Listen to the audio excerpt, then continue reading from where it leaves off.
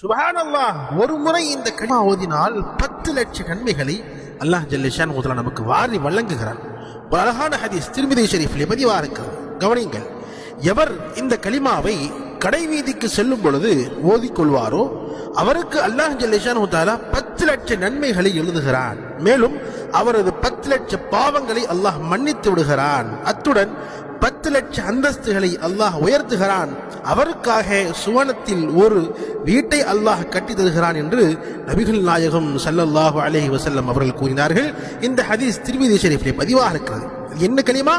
லா இலாஹ இல்லல்லாஹு வஹ்தஹு லா ஷரீக லஹு லஹுல் முல்கு வ லஹுல் ஹம்து யுஹ்யி வ யுமீது வ ஹுவ ஹய்யுன் லா யமூது பியதிஹில் கைர் வ ஹுவ அலா குல்லி ஷைஇன் கதீர். இந்த கலிமாவை ஒருமுறை ஓதிவிட்டோம் என்பதாக சொன்னால் 10 லட்சம் நன்மைகள், 10 லட்சம் பாவங்களை அல்லாஹ் மன்னிக்கிறான், 10 லட்சம் அந்தஸ்துகளை அல்லாஹ் உயர்த்துகிறான்.